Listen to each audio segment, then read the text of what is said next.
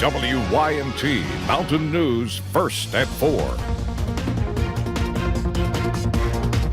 Good afternoon, I'm Steve Hensley. First at 4, we've seen some heavy rain today, but nothing severe so far.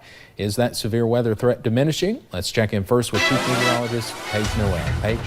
Well, Steve, the good news is that it is diminishing. The bad news is that we are still going to hang on to a few of those scattered rain chances. But we saw that rain earlier this morning, and we kind of talked about it yesterday. If we did see the rain earlier this morning, it would diminish that severe threat a little bit later in the day. So let's go ahead and take you to parts of satellite and radar, and that shows about a 12-hour loop. So you can see some very strong storms move through earlier this morning, especially up to the north. And then even there was a line of showers and storms that kind of moved in a little bit earlier along the Kentucky into the Virginia Tennessee border, and then once it got into closer into Virginia and even into parts of Tennessee, it actually became severe once it moved out of our area. So we've definitely been the lucky ones today. I know we've seen some severe weather a little bit out west and then east of us, but none here in the mountains. So pinpoint Doppler, you'll see hang on to a few of those rain chances as that cold front continues to move through. That'll be really the biggest threat tonight and even as we head into tomorrow. Now we are still some of us are still in that slight risk. Remember, that's a 2 out of 5 on the severe weather scale. That includes parts of Harlan County, Bell County, a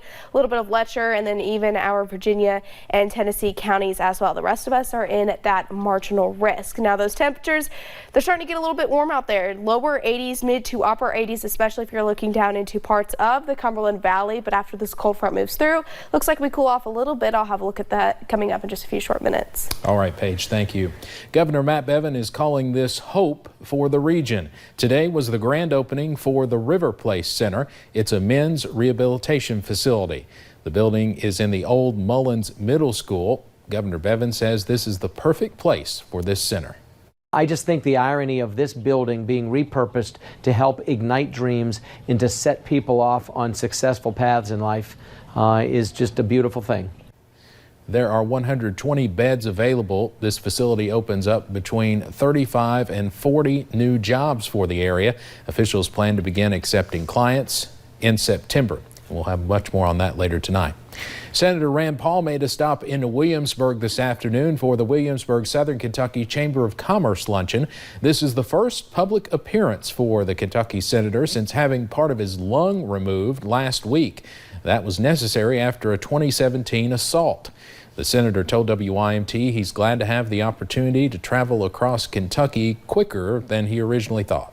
I'm one who gets up and starts walking and tries to get back to health, and I'm not quite there yet. This is my first time to give a speech, and I don't have perfect airflow yet, but I'm getting there.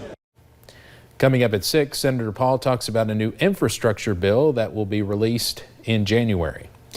One local school district is looking for bus drivers. At the start of the year, Breathitt County schools are experiencing a bus driver shortage. They currently have 32 drivers, but are searching for at least 4 more. Transportation Director Steve Banks says they are not alone. Everybody's affected with this throughout the state. It's not just here, it's not just in Louisville or Lexington, it's all over the state of Kentucky, and everybody's in dire need of bus drivers, and a lot of people's even using teachers. If you are interested in a bus driver position, you can go online to fill out an application, or you can call the bus garage at 606-666-2339. One man is dead after a house fire in Logan County, West Virginia. Officials with the Mann Fire Department say the blaze early Monday morning spread to 2 nearby homes. One of those homes was destroyed. The other had some damage to one side. The people in the neighboring homes made it out safely. Investigators say the person killed in the fire lived alone. We do not know his name. Firefighters were called out to a fire in Harlan County early this morning. Officials tell us it happened at a home in the Sunshine area of Harlan. We're told 3 adults, 2 toddlers, and 1 infant were inside the home when the fire started, but were all able to make it out. No word on what caused that fire, but firefighters say Kentucky State Police will handle the investigation, and we'll have more on this coming up at 6. One Bell County man faces federal charges after police say they found a gun and other items inside his truck at the Pentagon earlier this month. Court documents say Charles Lawson of Pineville approached 2 Pentagon police officers saying he was there for Liberty business. Lawson told officers he left his Pineville home the night before and came straight to the military facility. Police took Lawson to a Virginia hospital for a mental health evaluation where they discovered he has a history of mental health issues and was not supposed to have a gun. Lawson is charged with unlawfully possessing a firearm. Both Congress and the president are calling for gun reform legislation a little more than a week after the mass shootings in El Paso, Texas and Dayton, Ohio that killed 31 people.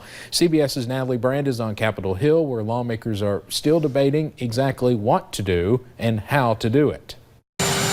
President Trump insists Senate Majority Leader Mitch McConnell will move on gun legislation when Congress returns next month. He wants to do background checks, and I do too, and I think a lot of Republicans do. House Democrats and gun control advocates gathered on Capitol Hill to urge the Senate to take up legislation the House passed in February. H.R. 8 expands background checks for private firearm purchases at gun shows and online. Is it the solution to all this violence? It is not.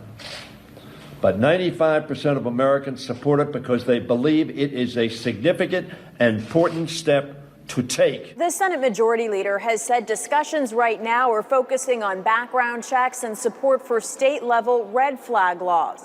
The White House has said the president and the president's daughter, Ivanka Trump, have been reaching out to lawmakers on both sides of the aisle. There's no place in America where you can feel safe from gun violence. Gun violence prevention advocate Christian Heine says Congress must pass a law with real substance. We need to make sure that this is in earnest, that there is a path forward for this meaningful change to take place, and that those bills are true bills. House Republican Mike Turner and a number of Democrats have also expressed support for an assault weapons ban. Turner's daughter was nearby when a gunman opened fire, killing 9 people in his Dayton, Ohio district. Natalie Brand, CBS News, Capitol Hill. This weekend, the Brady campaign and other gun control advocates will hold a rally in cities throughout the country to demand congressional action on guns. President Trump moved ahead with a rule change that could make it harder for legal immigrants to become U.S. citizens. The administration announced it is expanding the definition of the public charge rule to make it harder for legal immigrants to become citizens if they are likely to use government assistance, including Medicaid, food stamps, and subsidized housing. And what we're looking for here are people who are going to live with us either their whole lives or ultimately become citizens who can stand on their own 2 feet. The State Department already began implementing the public charge rule in determining whether immigrants are eligible for visas. Consular officers rejected more than 13,000 visa applications in 2018 based on the public charge criteria. The protests in Hong Kong have caused another shutdown at the world's 8th busiest airport. All flights leaving Hong Kong that have not completed the check-in process have been canceled. Protesters cheered as the announcement was made, chanting, "Stand with Hong Kong, fight for freedom." The airport protests are part of a series of demonstrations that have taken place during the last 10 weeks. Let's head over to Wall Street now this Tuesday. The Dow closes up today more than 372 points. The next bottle of water Coca-Cola sells might come in a can. Coke plans to start offering its Dasani water in aluminum cans and bottles next year to make it more environmentally friendly. The company hopes to collect and recycle the equivalent of every bottle or can it sells by 2030. Aluminum is easier to recycle than plastic, so moving customers away from plastic will likely help. Researchers say a new Ebola treatment can reduce the disease's death rate to just 6%. Health workers in the Democratic Republic of Congo identified 2 drugs that work better than other experimental medications. Left untreated, Ebola kills almost every person it infects. Physicians in the DRC declared Monday that Ebola should no longer be considered incurable. Straight ahead, Congress is now investigating Jeffrey Epstein's apparent suicide, with new reports raising questions about the federal jail where he was being held. And scattered rain chances continue as a cold front continues to push through. I'll have a look at that full forecast next.